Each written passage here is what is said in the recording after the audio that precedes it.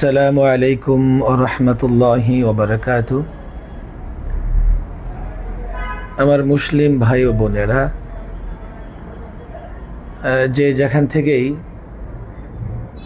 আমার সঙ্গে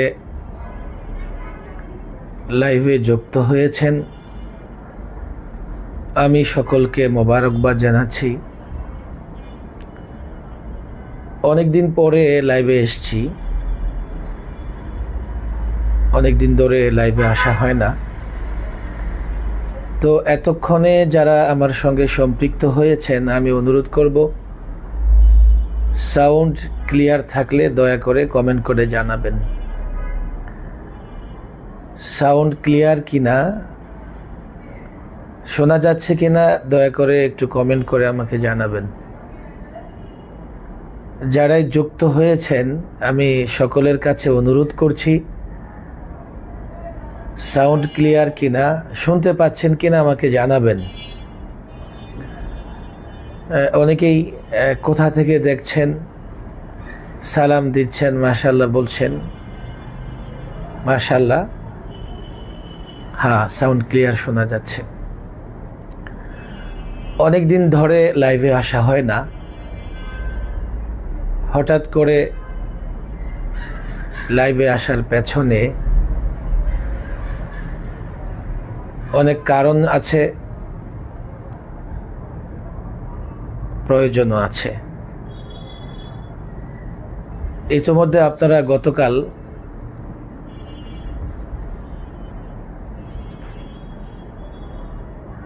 নোয়াখালীতে বড় ধরনের একটা সমাবেশ অনুষ্ঠিত হয়েছে, সকলেই জানেন। সামাজিক যোগাযোগ মাধ্যম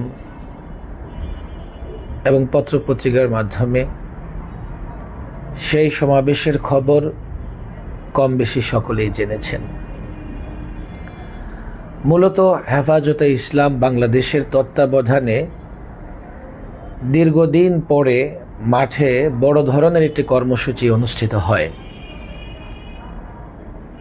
আমরা জানি হেফাজতে ইসলাম বাংলাদেশের তাওহীদি জনতা,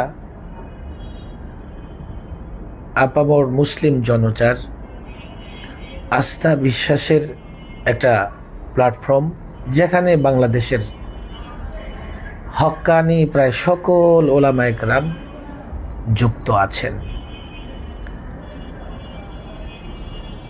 সেই হেফাজতে ইসলামের তত্ত্বাবধানে নোয়াখালীর ওলামায়ে কেরাম মাদারিসা কওমিয়ার বড় পরিশ্রম, বড় মেহনতের বদৌলতে নোয়াখালীর ইতিহাসে ঐতিহাসিক এক মহাসমাবেশ গতকাল অনুষ্ঠিত হয়েছে। সমাবেশের মূল লক্ষ্য ছিল সরকারের কাছে দাবি জানানো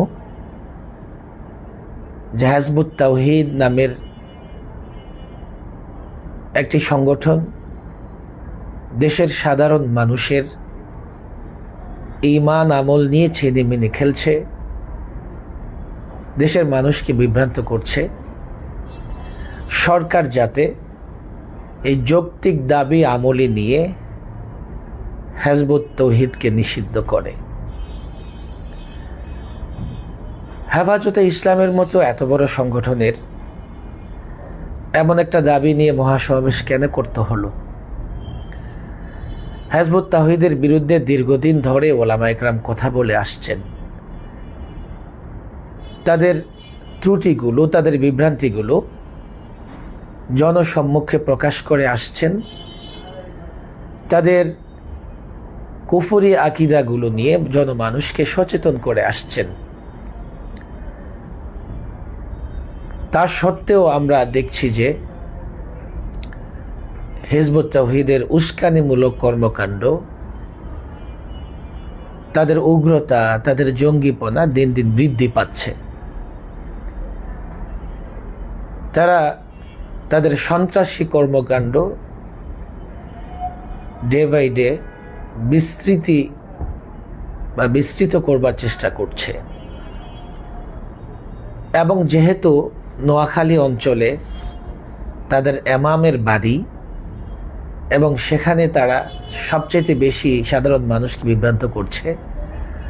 নোয়াখালীর ওলামা একরাম প্রয়োজন বোধ করেছেন যে নোয়াখালীতে একটা বৃহত্তর বড় ধরনের সমাবেশ অনুষ্ঠিত হওয়া দরকার, যেখান থেকে তারা সরকারের কাছে দাবি জানাবেন। হেফাজতে ইসলাম তার তত্ত্বাবধান করেছে। যেহেতু হেফাজতে ইসলাম ইসলাম হেফাজতের কাজ করে, সেহেতু কোথাও যদি ইসলাম আক্রান্ত হয়, ঈমান আক্রান্ত হয়, হেফাজতে ইসলাম কথা বলবেন, এটাই স্বাভাবিক। এছাড়া দীর্ঘদিন ধরে হেফাজতে ইসলাম মাঠে ময়দানে বড় ধরনের কর্মসূচি না দেওয়ার কারণে অনেকেই মনে করছিলেন হেফাজত মনে হয় শেষ, আর মাঠে ঘুরে দাঁড়াতে পারবে না। এবং যারা হেফাজতকে নিয়ে নানা ধরনের বিতর্কিত মন্তব্য করছেন, বা হেফাজত ভেঙে গেছে, বিভক্ত হয়ে গেছে, হেফাজত নিয়ে নানা রকমের প্রপাগান্ডা অপপ্রচার চালাচ্ছেন, তাদেরও একটা জবাবের দরকার ছিল। আমি মনে করি দীর্ঘদিন পরে হলেও হেফাজতে ইসলাম শুধুমাত্র একটা জেলায় ঐতিহাসিক একটা মহাসমাবেশ আয়োজন করার মাধ্যমে নতুনভাবে তারা অপপ্রচারকারীদের জানিয়ে দিয়েছেন হেফাজত এখনো আছে। মুসলমানদের ঈমান, আকীদা, বিশ্বাস হেফাজতের জন্য যে কোনো সময় হেফাজতে ইসলাম মাঠে ময়দানে নেমে আসবে ইনশাআল্লাহ। যে কথা বলছিলাম, নোয়াখালীর ওলামায়ে কেরাম দীর্ঘদিন ধরেই তারা প্রয়োজন অনুভব করছিলেন যে নোয়াখালী থেকে এর বিরুদ্ধে আওয়াজ উঠুক। কেননা তারা নোয়াখালীকে ঘাঁটি হিসেবে গ্রহণ করেছে, তাদের ইমামের বাড়ি নোয়াখালী। এবং আপনারা কালকের সমাবেশের খুঁটিনাটি আলোচনা করবার মতো আসলে সময় হয়তো বা আমি পাবো না। গতকালের সমাবেশ বন্ধ করবার জন্য হিজবুত তাওহীদ আপ্রাণ চেষ্টা করেছে। তারা মাইকের তার চুরি করে নিয়ে গেছে, মাইকের লাইন কেটে দিয়েছে, নানাভাবে এই প্রোগ্রামকে বানচাল করবার চেষ্টা করেছে। এবং সবচাইতে মজার ব্যাপার হলো, বাস্তবতা হলো, এই সমাবেশকে ঘিরে তারা যা প্রচার করে আসছিল, তাদের অপপ্রচার, যে সমাবেশ করা হচ্ছে তাদের উপর আক্রমণ করবার জন্যে, সমাবেশ করা হচ্ছে তাদের বাড়িঘর দখল করবার জন্যে, সমাবেশের আশেপাশে তাদের ঘাঁটি থাকার পরেও সেই সমাবেশের দিকে একটা ডিল পর্যন্ত কোনো একজন মাদ্রাসার ছাত্র, আলেম, ওলামা, হেফাজত কর্মীরা নিক্ষেপ করে নাই। এতে আবারও প্রমাণিত হলো হেফাজতে ইসলাম শান্তিপ্রিয় সংগঠন।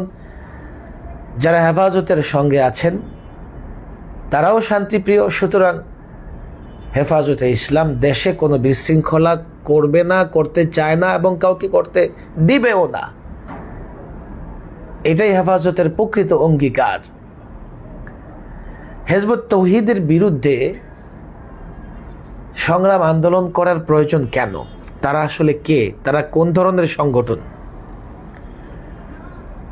দেখেন, দীর্ঘদিন ধরেই তো হিজবুত তাওহীদের বিরুদ্ধে ওলামা একরাম কথা বলে আসছে। যেহেতু তাদের উৎপাত বেড়ে গেছে, ওলামা একরাম মনে করতেছেন তাদের উৎপাত থামাবার জন্যে মাঠে কর্মসূচি দেওয়ার প্রয়োজন আছে।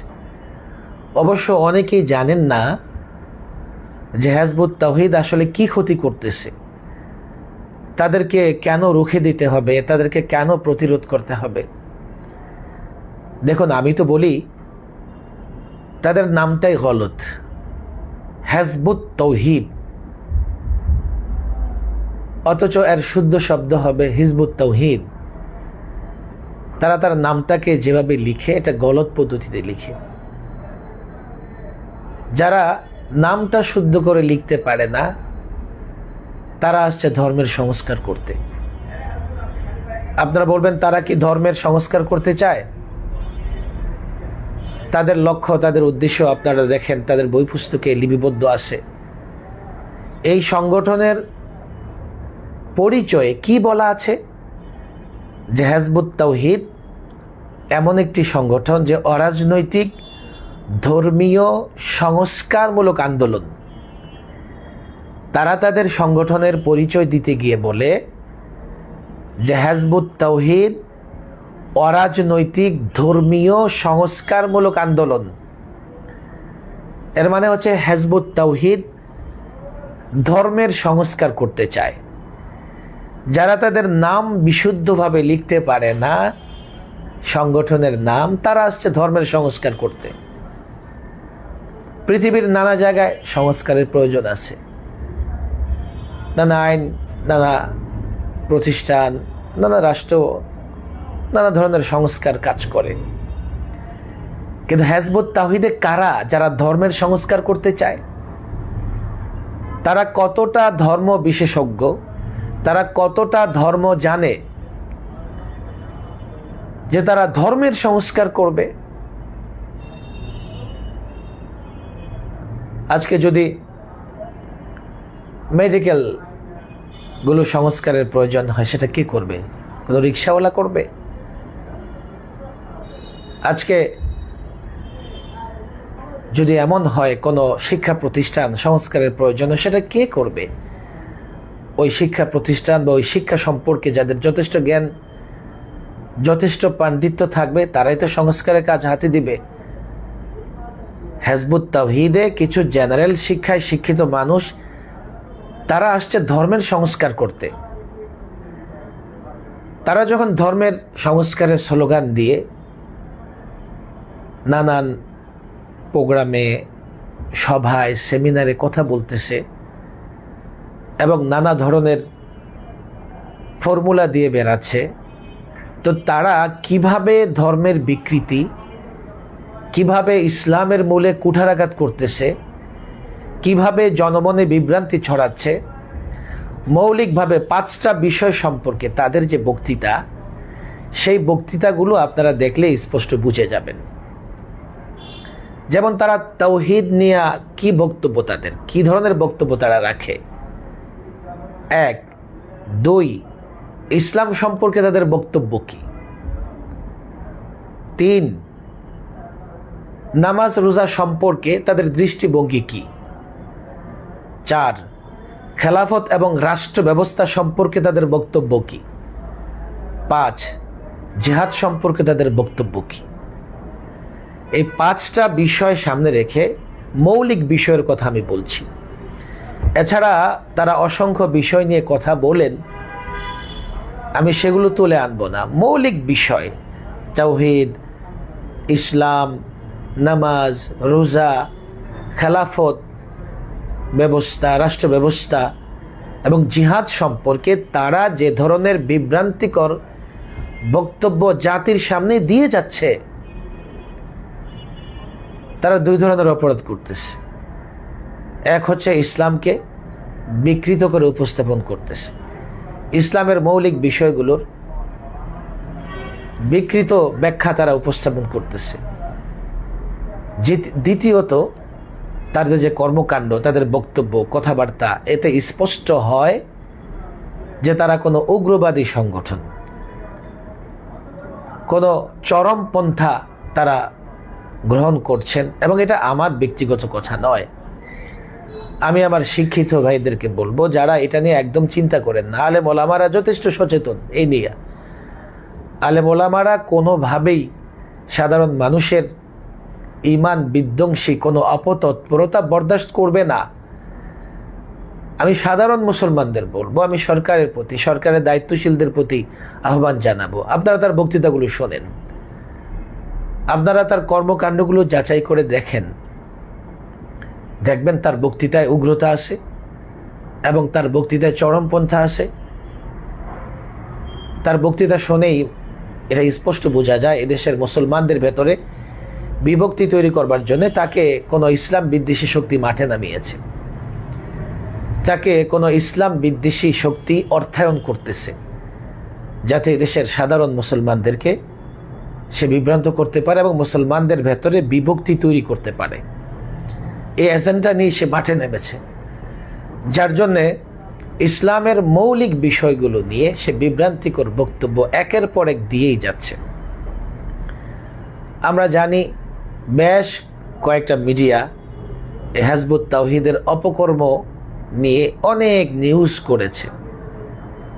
তারা অনেক সংবাদ প্রচার করেছে। তারপর অত্যন্ত দুঃখজনক বিষয় হলো আমাদের আইনশৃঙ্খলা বাহিনী, আমাদের রাষ্ট্রের দায়িত্বশীলরা সেগুলো কর্ণপাত করছেন না। এমনকি যেদিন থেকে তারা বাংলাদেশের তাদের অভ্যুত্থান হয়েছে, আমি বলবো তারা বাংলাদেশে এক ধরনের বিকৃত ইসলামকে বিকৃত করে উপস্থাপন করার জন্য সামাজিক বা সোশ্যাল মিডিয়াতে তারা এক ধরনের হইচই ফেলে দিয়েছে। সেদিন থেকে আমার জানা মতে অনেক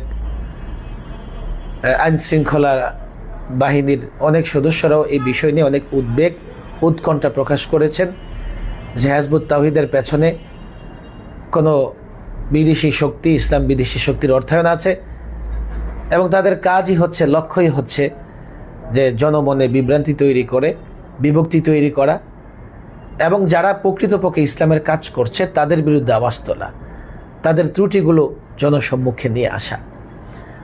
আজকে একথা আমি স্পষ্টই বলি, দেখেন মাদ্রাসা কওমিয়া কেন্দ্রিক কিছু অনৈতিক ঘটনার খবর আমরা দেখছি। সেটা কোথাও সত্য হতে পারে, মিথ্যাও হতে পারে, কোথাও এর সত্যতা থাকতে পারে বা কোথাও নিছক অপবাদও হতে পারে।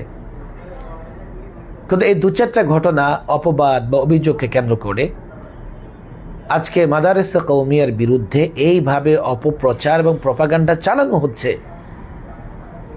পুরনো একটা ঘটনাকে বারবার সামনে নিয়ে এসে যেভাবে পুরো মাদ্রাসা সিস্টেম ধ্বংস করবার ষড়যন্ত্র করা হচ্ছে, এই হিজবুত তাওহীদের মতো ইসলাম বিদ্বেষী সংগঠনগুলোর পেছনে আছে, যারা বিদেশি অর্থায়নে, ইসলাম বিদ্বেষী শক্তির অর্থায়নে যদি মাদ্রাসাগুলো বন্ধ হয়ে যায় তো এই দেশে সাধারণ মুসলমানেরা ইসলাম করলে তার বিচার হবে না। তার বিচার হওয়া উচিত, দৃষ্টান্তমূলক বিচার হওয়া উচিত, কঠোর শাস্তি হওয়া উচিত।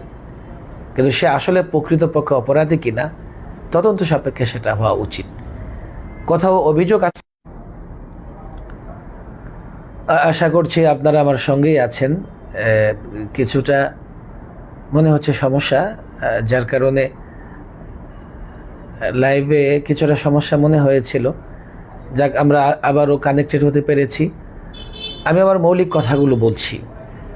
হিজবুত তাওহীদ একদিকে ইসলামকে বিকৃতভাবে উপস্থাপন করতেছে, আরেকদিকে তারা যে চরমপন্থা গ্রহণ করছে এবং তারা যে উগ্রবাদী সংগঠন, নানা মিডিয়া, নানা রিপোর্টেও সেটা বের হয়ে আসছে।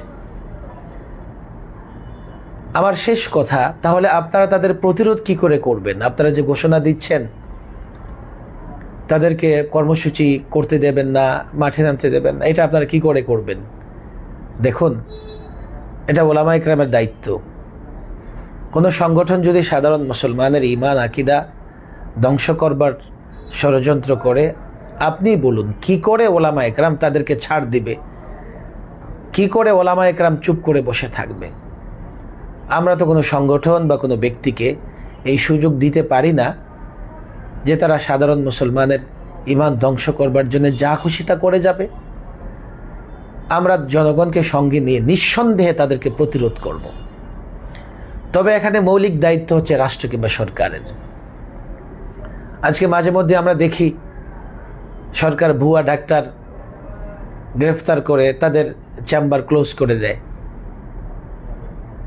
যাতে তারা জনগণের ক্ষতি করতে না পারে। হোক ভুয়া সাংবাদিক, তারও সুযোগ নেই সাংবাদিকতা করার। কেউ যদি এমন হয় যে ভুয়া ইসলামিক স্কলার হয়, আমরাও তাকে দেই না দিন এবং শরীয়তের নানা বিষয় নিয়ে কথা বলতে। আজকে যখন সাধারণ মানুষের ঈমান ধ্বংস করবার চেষ্টা করতেছে হিজবুত তাওহীদ, আমরা কোনোভাবেই সেটা করতে দিতে পারি না। সরকারের দায়িত্ব, যেহেতু বিষয়টা ইসলামের সঙ্গে সম্পৃক্ত, ওলামা ইকরাম এক বাক্যে যেহেতু এই কথা বলছেন, তারা ঈমানের জন্য ক্ষতিকর, তারা কুফরি মতবাদ লালন করে, সরকারের দায়িত্ব হচ্ছে এই সংগঠনটি নিষিদ্ধ করে দেওয়া। যত দ্রুত পারে সরকার তাদের বিরুদ্ধে ব্যবস্থা গ্রহণ করে এই সংগঠনকে নিষিদ্ধ করে দেওয়া। আমার বিশ্বাস তাদের অতীত কর্মকাণ্ড, তাদের এই উগ্রতা এবং চরমপন্থা এবং তাদের সাধারণ মুসলমানদের ভেতরে ইসলাম নিয়ে বিভ্রান্তি ছড়ানোর যে অপকৌশল, এটা মোকাবেলা করবার জন্য সরকার চিরেই তাদের বিরুদ্ধে ব্যবস্থা নেবে। এবং আমরাও নিজেদের জায়গা থেকে তাদেরকে আর দেশের মানুষকে বিভ্রান্ত করার সুযোগ দিতে চাই না। তারা এটাকে চ্যালেঞ্জ হিসেবে নিয়েছে। হতে পারে হেফাজতে ইসলাম, ওলামা একরাম যেহেতু ইসলাম নিয়ে কাজ করেন, ইসলাম হেফাজতে কাজ করেন, তো ইসলাম বিদ্বেষী শক্তি তাদের পেছনে থাকবে, হেফাজত বিরোধী শক্তি তাদের পেছনে থাকবে, দেশ বিরোধী শক্তি তাদের পেছনে থাকবে, তাদের অর্থায়ন করবে এবং তারা আগের চেয়েও আরও বেশি উগ্রতা নিয়ে ময়দানে ঝাঁপায়া পড়বে, আরও বেশি উগ্রতা তারা দেখাবে এবং ওলামা একরাম এবং হেফাজতের বিরুদ্ধে আরও বড় বড় তারা বক্তৃতা দেবে। তবে এটা আমি স্পষ্ট করে বলি, এটা একেবারেই তারা প্রোপাগান্ডা চালায়, অপপ্রচার চালায় বটে, কিন্তু এদেশের সামান্য কজন মানুষই তাদের সাথে সম্পৃক্ত আছে। আমরা যদি সামাজিকভাবেও বয়কট করি, বাংলাদেশের কোথাও তারা দাঁড়াতে পারবে না। এদেশের মুসলমান, এদেশের ওলামা একরাম দল মত নির্বিশেষে প্রত্যেকটা মুসলমান যদি মনে করে আমার ইমান হেফাজতের জন্য তাদেরকে প্রতিরোধ করতে হবে এবং সামাজিকভাবে তাদের বয়কট করে, তারা বাংলাদেশের কোথাও দাঁড়াতে পারবে না এবং আইনিভাবেও তাদের বিরুদ্ধে ব্যবস্থা নেওয়া দরকার তাদেরকে প্রতিরোধ করবার জন্য। আমি মনে করি প্রত্যেকটা মুসলমান সে যখন এটা বুঝবে যে সে কোরআনের বিকৃত ব্যাখ্যা করছে, হাদিসের বিকৃত ব্যাখ্যা করছে, তাওহীদ এবং ইসলামের বিকৃত ব্যাখ্যা করছে, সে প্রতিকার চাইতে পারে, সে মামলা করতে পারে। এর জন্য তাদের বিরুদ্ধে শত শত মামলা হতে পারে। আমি মনে করি আমরা যদি আমাদের ইমান হেফাজতের বিষয়টাকে গুরুত্ব দেই, তো তাদের বিরুদ্ধে ব্যবস্থা নেওয়া, তাদের বিরুদ্ধে প্রতিরোধ তৈরি করা, এটা কোনো ব্যাপারই হবে না। গতকাল নোয়াখালীতে সমাবেশ হয়েছে, আজকে ঢাকায় তারা নারীকে নামিয়ে দিয়েছে। আমরা জানি যুগে যুগে ইসলামের বিরুদ্ধে নারীরা ব্যবহৃত হয়েছে। নারীদের নামিয়ে দিয়ে মিছিল করে তারা পাল্টা দেখিয়ে দিয়েছে যে হেফাজতে ইসলাম আমাদের প্রতিরোধ করবে, দেখো আমরা রাজপথে আছি। আর হেফাজতে ইসলাম তোমাদেরকে প্রতিরোধ করবার জন্য রাজপথে তোমাদের মোকাবেলা করতে হবে না, থুতু নিক্ষেপ করলে তোমরা বঙ্গোপসাগরে ভেসে যাবে। হেফাজতে ইসলাম এত বড় সমাবেশ করেছে শুধু তোমাদের মোকাবেলা করবার জন্য নয়। হেফাজতে ইসলাম এত বড় সমাবেশের পেছনে, ওলামা একরামের এত বড় সমাবেশের পেছনে বড় একটা কারণ হচ্ছে সাধারণ মানুষকে সচেতন এবং সতর্ক করা, যাতে মানুষ তোমাদের দ্বারা বিভ্রান্ত না হয়।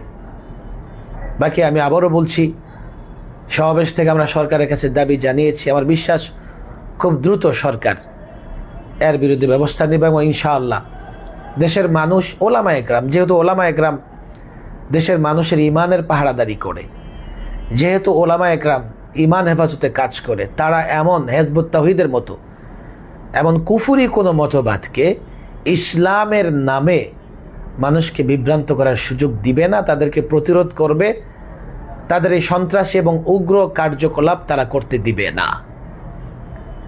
সর্বশেষ আমি আমার দেশবাসী ভাই বোনদের বলবো, আজকে ওলামা একরাম মাদারেসে কওমিয়ার বিরুদ্ধে যে ধরনের ষড়যন্ত্র চলছে, দেখুন মাদারেসে কওমিয়া অপরাধ হয় না, অপরাধ করতে পারে না, ওলামা একরাম অপরাধ করবে না, করতে পারে না, তারা নিষ্পাপ, এই ধরনের দাবি করার কোনো সুযোগ নাই।